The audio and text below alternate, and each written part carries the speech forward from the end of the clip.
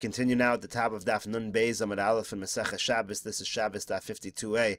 The Gemara here is in the middle of a story where the donkey of Levi, when Levi was riding the donkey, went in front of Rabbi Bar Rav Huna, and Rabbi Bar Rav Huna took offense. So Levi wanted to say something, the itosiv daite, which would let Rabbi Bar Rav Huna know that he wasn't doing this on purpose, and he wasn't doing this in order to say that he was greater than him. That's why he was going in front of him. He didn't want to offend him, so he said as follows.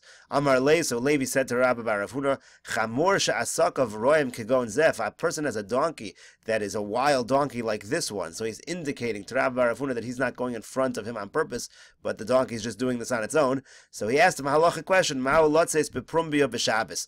Are you allowed to take this type of a donkey out with a prumbia on Shabbos? As we said before, normally a donkey does not need a prumbia, but in this case, and so therefore it might be considered extra, and therefore be considered carrying on Shabbos.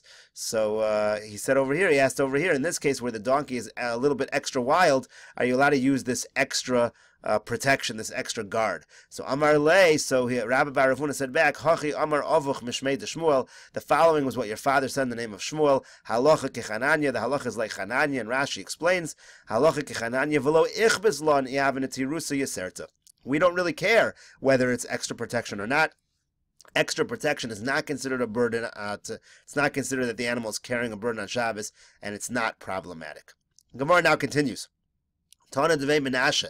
They taught in the yeshiva of Menashe, Eiz shechakak lo bein karneha. Let's say you have a goat and you carved between its horns. So yotza ba'afsar b'Shabbos. It can go out in an afsar that's around its horns on Shabbos. Rashi here explains yotza ba'afsar mtachvu b'chakikas keren. If you put it in strongly through the horns of the animal, that's okay. Aval b'kshira bi'almalo. But the point is, just to tie it around the goat is not going to work. Dilma shalfa mireisha mitoch sherosh dak v'hi misnatekes lakan lakan kashamosh kanosa v'asi leisuya arba amas b'rishas rabim. Basically, what's going to happen is goats are very wild; they can slip out easily. He'll slip out of the tied afsar, and then the next thing you know, you'll end up carrying this thing 4 amos in Rishas Rabim on Shabbos. So the point of the Tana Devei Menashe is that if you use the horns, you don't have this concern. So boy Rav Yosef, Rav Yosef asked, Tachav la beziknama. What if you stuck it into the beard of the goat? Kevan de imintach lo koiv lo lo asilin tucha. Since if it cuts the beard, it's going to hurt it. It's not going to break free. Odilmer maybe zimnan de rafi v'nafil v'asilesu. Sometimes it's going to loosen up and it'll fall off and it'll be a problem. So what do we hold in that case? V'asilesu dalat amos b'rishas rabim. You're going to come to carry this item 4 amos in Rishas Rabim, and the Gemara says teku. We'll leave that as a question. Gemara now continues. Tanan Hasam. We learned in the Mishnah over there. This is the Mishnah later on in the parak. At the end of the parak, it says v'lo b'ritzua shebein karneha, not with a strap that's between its horns. So Rashi over here says Tanan Hasam besof pirkin, and this is at the end of our parak. V'lo para b'ritzua shebein karneha. We're talking about a cow, and we're saying that again you can't have a cow go out with the straps tied between its horns. So Amar Rav Yirmiyah bar Abba. So Rav Yirmiyah bar Abba said on that Mishnah, Pligi bar Rav Shmuel. There's a machlokas Rav and Shmuel about this case. Chad Omar bein lenoi bein l'shamer aser. One understands that Mishnah doesn't matter how you put the strap on, whether it's for decorative purposes or whether it's for protection, it's a problem. The Chad Omar, the other opinion is lenoi aser or l'shamer mutter. It's a problem if you put it on for decorative purposes, but l'shamer it would be okay. And the idea is that this is really extra protection. You don't really need this much for a cow. And according to this more lenient opinion, again, it would follow Chananya that extra protection is not considered a burden and it's not a problem on Shabbos. So Amar Rav Yosef, so Rav Yosef said, Tistayim, the Shmuel hu da Amar lenoi aser l'shamer mutter. We should conclude that it's Shmuel who is lenient when it's there for protection.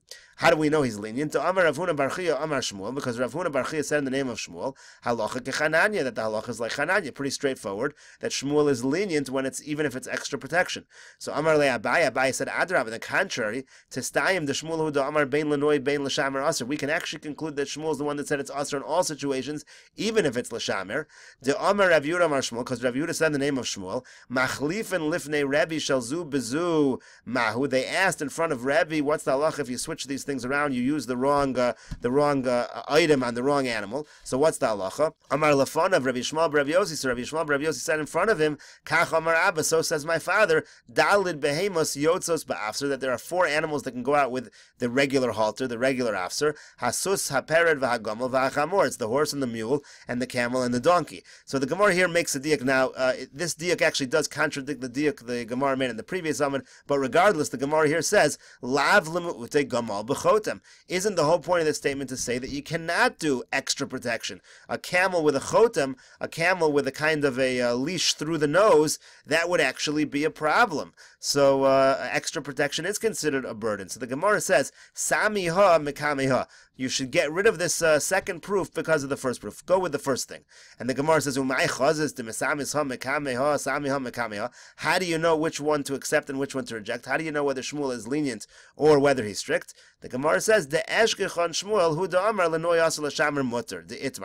we do find in another situation, Shmuel is in fact lenient, as we originally said. Shmuel is lenient if you have Netirusa Yaserta. How do we know that? The Itmar, because it was taught. Rav Chia bar Ashi Amar Rav bein Lenoy bein Lashamar Aser. Rav Chia bar Ashi says in the name of Rav that it's always Aser. Rav Chia bar Avin Amar Shmuel, and Rav Chia bar Avin says in the name of Shmuel Lenoy Aser Lashamar Mutter, that Lashamar is in fact Mutter, and extra protection is not considered a burden, and it's not a problem on Shabbos. So the Gemara asks Meisvei, they ask a question, Kashra Ba'aleh b'Moseira Kshera. If this is talking about a regular afser, let's say you have the para aduma, and you tie it with a regular normal halter with a Moseira, with an afser, it is kosher. Now the halacha is that the para aduma is not allowed to ever have carried a burden in order to be kosher for the para aduma. So the Gemara says, V'isal kadaitach masuyu, if this is indeed a burden, Asher lo olo ala ol amarachmana, doesn't the pasuk say that you can't have it can't carry a burden? So this afsar is going to be extra. It's not needed, and therefore apparently it's not. Rashi here explains. So the Gemara says. So Amar Abaye says b'molicha me'ir le'ir. This is talking about where you were taking the para aduma from one city to the other. So Rashi here explains b'molicha me'ir le'ir ustam para ponen l'makam marbitz shala betzarach le'ochzek shamolicha le'ir achers. By a cow, you're right. Normally by a cow you don't need anything. You don't even need an afsar. But when you're taking it to another city, you do need it. V'lav netirusa yaserto. It's not an extra protection in such a case. Ela orchi. That's the normal way to take the cow when you're going from city to city. The Gemara now gives other answers. Similarly, Rava Amar Shani Para de Dameh Yikarin. Rava says the para aduma is different. It's very expensive. It makes sense to do extra protection. That's considered normal. And Ravina Amar b'moredes.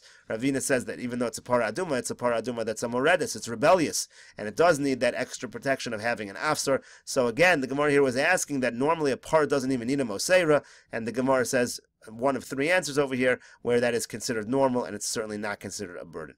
The Mishnah said Hasus Bashir, so it said that the horse can go out with the chains, and then it said all the animals can go out and they can be pulled with the chains. So the Gemara wants to know what's the difference between going out and pulled. So my yotzin umay nimshachin. What does the Mishnah mean when it says they go out, and what does it mean when they say it's pulled? Now, pulled is a davar pashut. That's like obvious. Obviously, you're allowed to pull the animal. That's the normal case. So the question really is what yotzin is. So Amar Ravuna says, O yotzin kruchin o nimshachin. So Rav Huna is the most lenient opinion. He says you can either wrap these chains around the animal's neck, almost like a decoration. That would be fine. Or you could pull it with them. Well, Shmuel Amar, and Shmuel says yotzin nimshachin, you can pull it. Ve'ein yotzin kruchin, but you're not allowed to use it in a decorative fashion. Lenoy, as Rashi says, ve'ein yotzin kruchin de lenoy lav orchu. It's not normal to have it lenoy. So Shmuel is more strict and says you can't put these chains on for decorative purposes. But Masnisa taught in the Brisa was taught yotzin kruchin limashech. You're allowed to wrap around the neck in a fashion where it's easily accessible to pull on it. Rashi explains kruchin limashech kruchin berevach. You wrap it around, but you leave some space. You're able to put your hand in there between the neck and the chain. Or you leave a little bit of the rope, whatever this is, a chain or a rope. You leave a little bit of it hanging, and then you'll be able to grab it and if it begins to run away. So in any case, the Brisa also is somewhat strict. They don't allow you to put it on just for decorative purposes, but you can wrap it around in a way where it's going to be used also to protect the animal. So Amar Rav Yosef says, Chazina lahul igle devei Rav Huna. I saw the calves of Rav Huna, yotzin ba'afsarein kruchim b'Shabbos, that they were lenient. They went out with the afsar, that it was wrapped around in a decorative fashion. Kiyasar Rav Dimi Amar Rav Chanina, when Rav Dimi came, he said the name of Rav Chanina, mulos shel beis Rebbe, the mules of the house of Rebbe, yotzos ba'afsarein b'Shabbos, they would go out with the afsar on Shabbos. Iboilu, so they asked, kruchin on nimshachin. Well, what's the answer to our original question? Did these mules, did they go out, was it wrapped around in a decorative fashion, or were they being used to pull it along for protection. So Tashma, the Gemara brings a proof. Ki asa Rav Shmuel bar Yehuda Amar Rav Chanina, because when Rav Shmuel bar Yehuda came, he said in the name of Rav Chanina, this is the same Rav Chanina that Rav Dimi is quoting, he said, Mulos shel beis Rebbe, yotzos b'afsarein, kuruchim b'Shabbos. He said explicitly that the mules of the house of Rebbe, they could go with the afsar wrapped around in a decorative fashion on Shabbos, so you see we are lenient. Amru Rabbanan Kamei de Ravasi. The rabbis said this in front of Ravasi, and they said, Had Rav Shmuel bar Yehuda lo tzricha, mid Rav Dimi nafka. They said, we don't even need Rav Shmuel bar Yehuda. It's obvious from Rav Dimi's original statement that we are lenient even if it's for decorative purposes. You didn't even need Rav Shmuel bar Yehuda to tell us that. Why? Because if Rav Dimi meant you're only allowed to use it to pull the animal, mid Rav Yehuda Amar Shmuel nafka, we would have learned it from a different statement of Rav Yehuda Amar Shmuel. To Amar Rav Yehuda Amar Shmuel, because Rav Yehuda said in the name of Shmuel, Machliv and hayu lifnei Rebbe shall that they asked Rebbe, what about if there's extra protection, etc.? What's the case? Amar Lefanav, and he said to him, Amar Lefanav, Rabbi Shmuel Rabbi Yossi, Rabbi Shmuel Rabbi Yossi said, Kach Amar Abba, so says father, Arba behemos yotzas ba'afsar, asus va'aperd va'agamal va'chamor. 4 animals can go out with an afsar, and the horse and the mule and the camel and the donkey, and you see that one of them is the donkey, so one of them is the mule. So we already knew that a mule is allowed to go out with an afsar. So obviously Rav Dimi is saying an added chiddush that it's even for decorative purposes. So the Gemara responds, Amar Lahu Ravasi, Ravasi said back to them, we do need the additional statement. It wouldn't have been obvious from that first one. De'imi de Rav Yehuda nafka, because if it's from that statement of Rav Yehuda that you just quoted, Hava mina amar lefanav v'lo kibli mineh. It could be that Rabbi Yishmael Rabbi Yossi said, this is what my father said, but who said that was accepted by Rebbe? So who says that it was an accepted psak? There's no proof. So Kamash will under Rav Dimi. That's why Rav Dimi came along, just to say it's an accepted psak. A mule can go out with an afsar, but we still don't know whether it can be decorative. If we only had Rav Dimi, we still would think only if it's being pulled by the reins, not if it's wrapped around in a decorative fashion. Kamash Mulanda Rav Shmuel bar Yehuda. That's what Rav Shmuel bar Yehuda says. Even in a decorative fashion, it is okay.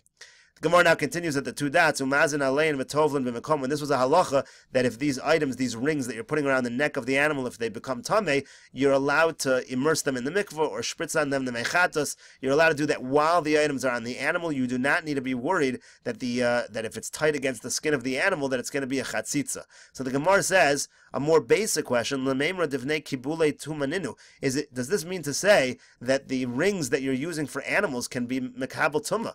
V'atanan, we learned in the Mishnah, tabas adam tameh, the ring of a person can become tameh, v'tabas behema v'kelim, but rings that are used for animals or vessels, ushar kol hatabos, and other kinds of rings. And the Gemara will continue with this Mishnah to ask its question of whether these things can indeed become tameh, and we'll see that in the next video on Daf Nun Beis Amud Beis.